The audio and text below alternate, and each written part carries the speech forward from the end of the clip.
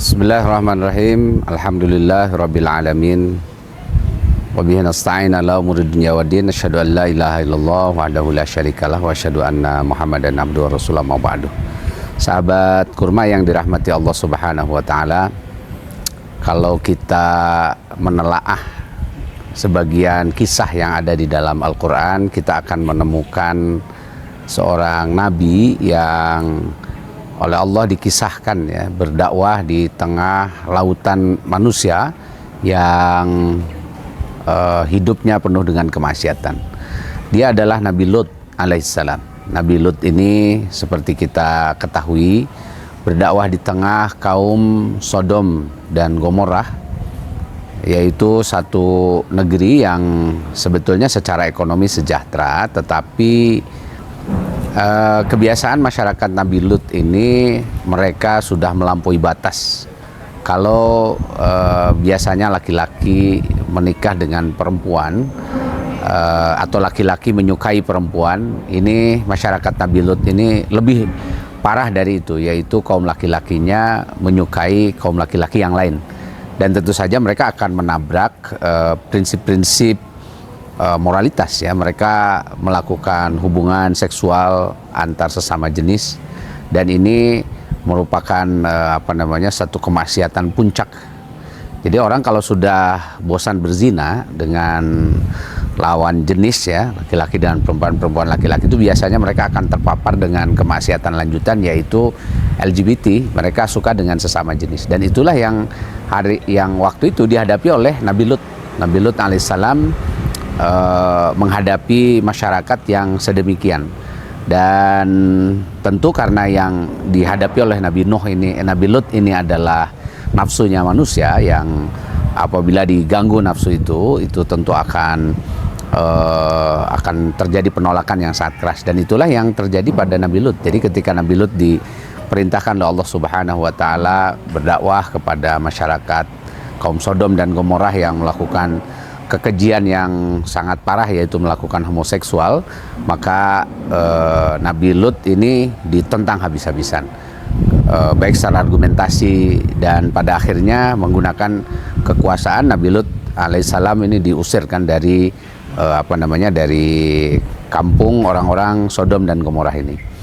Dan ini tentu menjadi satu pelajaran buat kita semua bahwa di antara tugas seorang yang membawa risalah Nabi Muhammad SAW atau risalah Allah Subhanahu wa taala, kita pasti akan berhadapan dengan salah satu tipe di tengah masyarakat, yaitu orang-orang yang bermaksiat.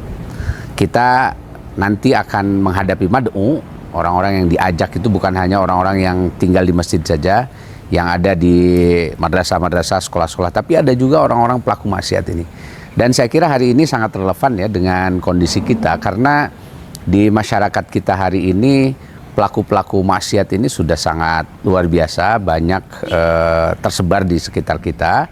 Dan karena banyak tersebar di sekitar kita, dan tentu mereka para pelaku maksiat ini tidak mau datang ke masjid, mereka tidak mau juga datang ke tempat-tempat yang biasanya terdapat nasihat-nasihat ya, disampaikan nasihat dari para ulama, para asatidz dan sebagainya.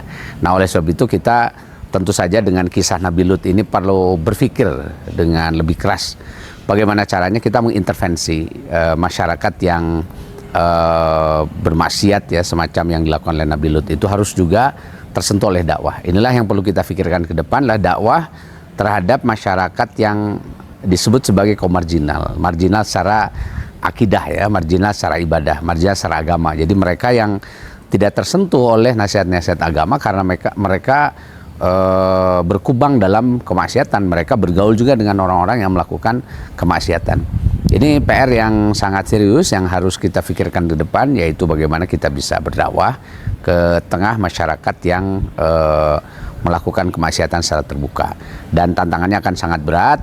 Itu pun seperti Nabi Lut ya, menghadapi tantangan yang sangat luar biasa. Tapi pada akhirnya kalau kita lihat kisah Nabi Lut, maka kita akan mengetahui bahwa tidak ada orang yang berjuang seberat apapun kecuali dia didampingi oleh Allah Subhanahu wa taala. Karena pada akhirnya Nabi Lut akan diselamatkan oleh Allah Subhanahu wa taala itu dengan cara kaum Nabi Lut ditimpakan azab yang sangat besar dan Nabi Lut diselamatkan. Dan itulah memang demikian ya orang-orang yang berdakwah di jalan Allah. Kita mungkin hari ini juga belum memikirkan atau belum terfikir oleh kita bagaimana cara-cara yang paling tepat yang menghadapi mereka. Tapi yang terpenting adalah bagaimana kita mulai mencoba supaya apa? Supaya dakwah Islam ini tersebar kepada semua orang, dan insya Allah pada akhirnya wa ma alaina illal balag. Tugas kita ini adalah menyampaikan. Pada akhirnya nanti bagaimana ujung dari dakwah kita itu Allah yang akan menentukan. Allah tahu apa yang terbaik untuk kita semua. Yang terpenting kita punya tugas seperti tugasnya Nabi Lut, yaitu bagaimana kita berdakwah kepada orang-orang yang sehari-hari melakukan kemaksiatan dan tidak pernah datang ke majelis-majelis ilmu, majelis-majelis nasihat seperti masjid, madrasah dan sebagainya. Itu saja yang saya sampaikan, mudah-mudahan ada manfaatnya. Assalamualaikum warahmatullahi wabarakatuh.